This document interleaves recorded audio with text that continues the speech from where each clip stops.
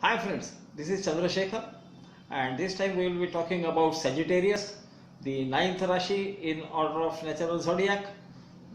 It natural zodiac it rules over the ninth bhava, the bhava of dharma. Dharma as in duties more than as in religion, but yes, religion is also connected to dharma, about which we have already talked in a lecture on the ninth bhava. This Rashi is called Dhanvi, Sharasana, Chapa, Dhanu or Dhanurdhana. All indicate bow. So Chapa means bow, Dhanvi means one who holds the bow, Sharasan means a Rashi which is indicated by a bow with arrow on it and fully stretched as if to shoot the bow. And the symbol that represents Sagittarius is half man with a bow in hand with arrow loaded over it and fully stretched. The rear half is horse, much like a centaur, and this is ruled by Guru. Jupiter has light yellow color. Generally, the natives have brown ears or brown hair, especially those with Dhanu as ascendant.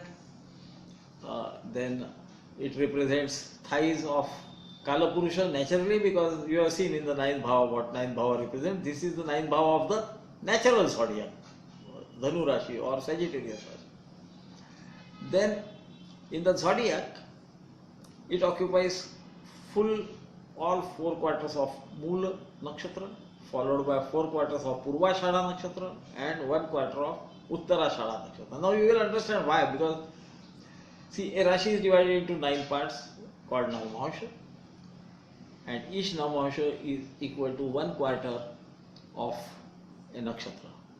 Every Nakshatra has 4 quarters, so sometimes you will find full 2 Nakshatras with 1 quarter, 3 quarters of a Nakshatra with 1 nakshatra, and then rest, and so on and so forth. So any time there will be 9 quarters of different nakshatra, 3 nakshatra within the span of a Rashi.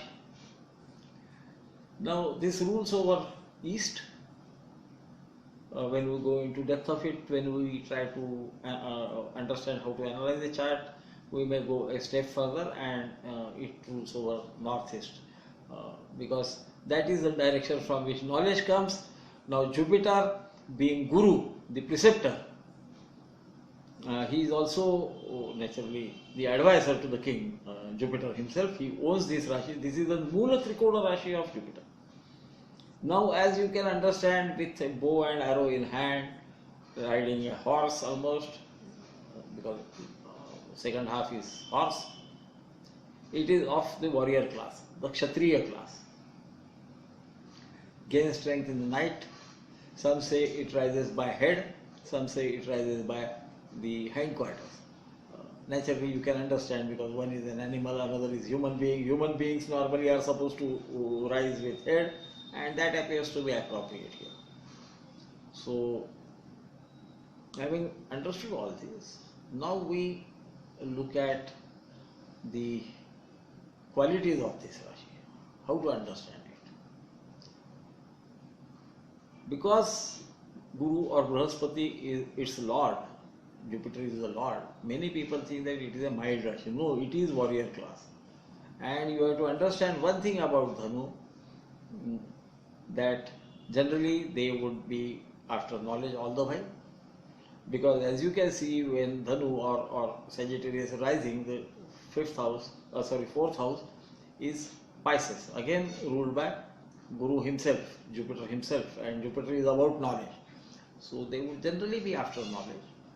Some say knowledge of ancient sciences, which could be correct, and many times you will find astrologers with Dhanu rising, that is Sagittarius rising. But see, when you take the entire a large number of data, you will find some differences there. But Jupiter has something to do with astrology anyway. He is also supposed to be one of the astrologers. But The very important thing that is to be understood about Dhanu Lagna or Dhanu Rashi is, I think if my memory serves me right, there is some slok like indicating this in Bhavartha Ratnakar, that they would not succumb to pressure, but they are okay if something is requested of them, they would immediately give it. But you try to pressurize these natives, they will not get pressurized. They will not listen to anybody if it comes to their principle. So, as you know, the ninth bhava is about dharma, dharayati iti dharmaha, the righteous principle is part of their makeup. And what could be the principle depends on that person, because there will be different planets aspecting it, so there will be modification in the way the Rashi will express itself. But this is a very peculiarity of Dhanu Rashi. You put pressure on them, they will not accept what you are saying if it goes against their principle. Remember that this is a Rashi which is symbolized by an archer with bow fully stretched, arrow in a position that he can shoot immediately. Hindquarters are of the horse, and anybody who stands behind the horse understands what happens when you disturb the horse. So he is, let us put it like they are in a state of suspended animation. You disturb them, they can shoot you, they can kick you. Don't take that mild temperament which is apparent, outwardly projection of Dhanu Rashi or Dhanu Lagna. Yeah, they are mild generally to people who seek knowledge, but let somebody challenge them and you will find them coming at you at a great speed and can almost floor you, and that too in a very decent manner. Not for them the abuses or whatever, they will again go by, I mean, because it is a Brahmin Rashi, it is a Kshatriya Rashi, but it is a Sattvic Rashi, Sattva, strength. It has strength, inherent strength of knowledge, but that knowledge they used to fight.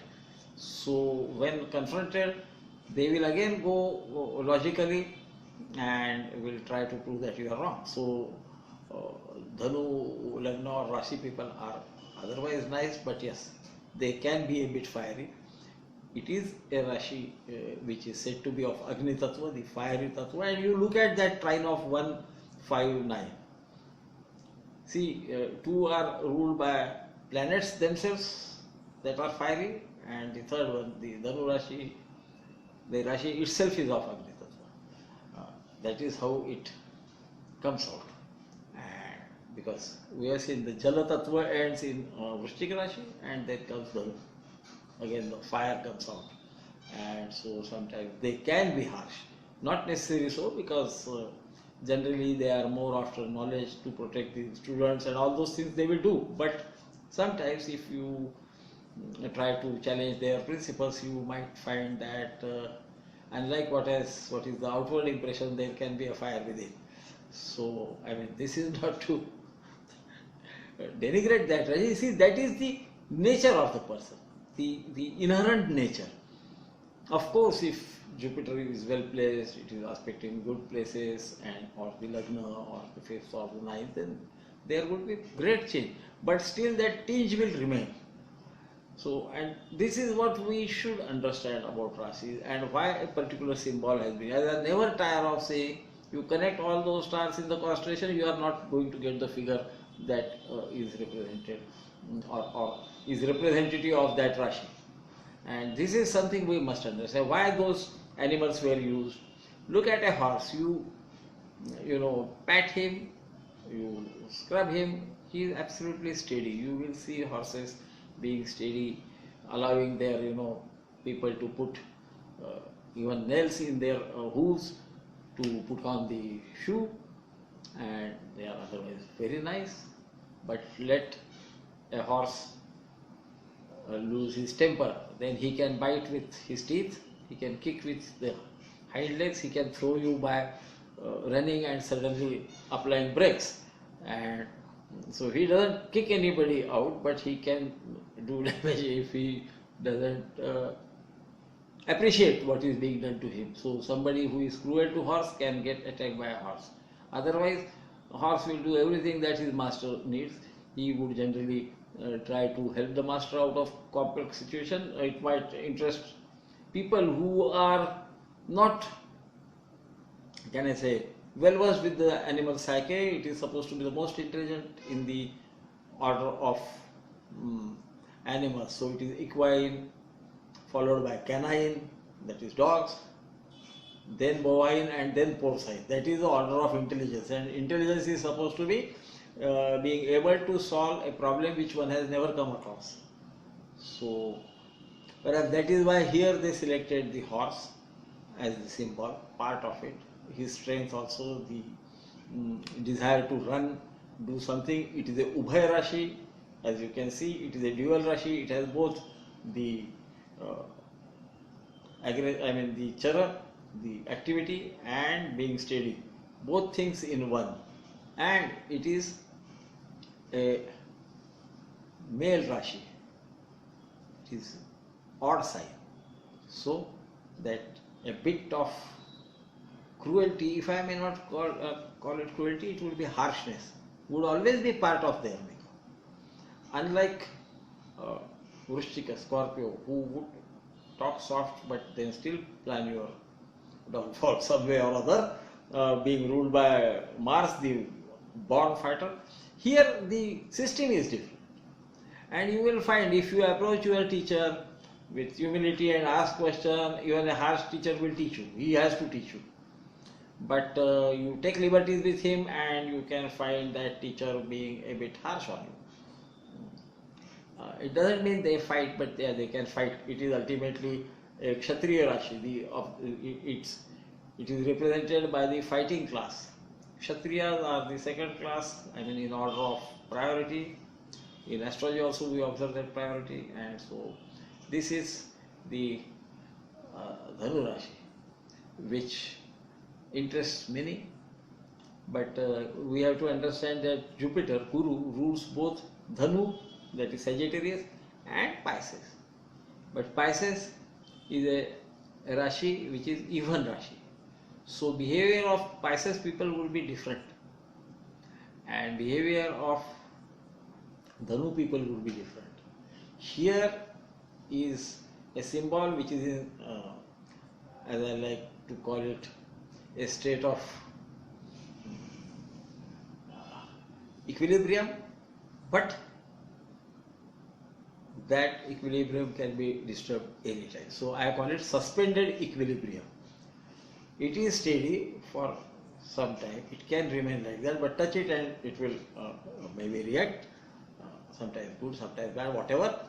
Whereas Meena, Pisces, we will come to Pisces when we talk about him in the next lecture, is, though it is also a dual Rashi, it has more of that chara, the mobility being disturbed all the while, or wanting to do something or other continuously would be part of it. It would be more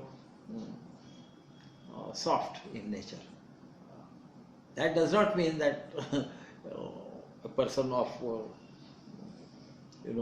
even Rashi will not retaliate if somebody harms him. So understand it in the correct perspective, isn't it? So this is the Rashi which is known to be that of as the Mool Trikona Rashi of Jupiter, which I generally take to mean the basic nature of that planet, is what I look at Mool Trikona as. And you will find generally the male planets have male Rashis as the Mool Trikona, and generally the female planets have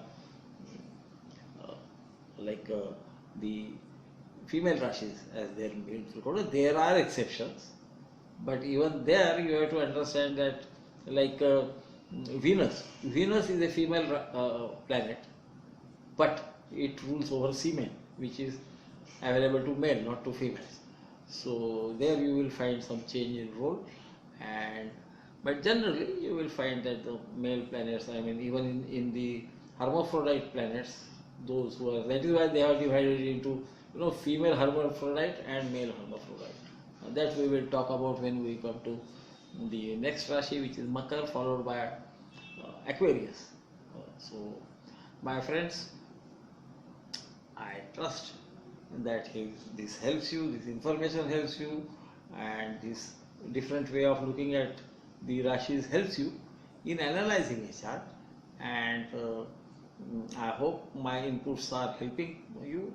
Do let me know your impression about the lectures, because I have now gone through Bhava, then Grahas, and now we are coming to Rashis. Now these three things are pretty important to analyze the chart, and I have brought it in the order of most important first, according to me, of course, and then the next one, because Grahas modify. Grahas are modifiers. Rashis are sort of, you can call it environment. Many people like to call it as environment. It's not exactly wrong. It is more or less correct. And so this brings me to the end of this lecture, and we will meet again in the next lecture, which will be on the Rashi ruled by the great Saturn, of whom everybody is afraid. No need to be afraid, of course.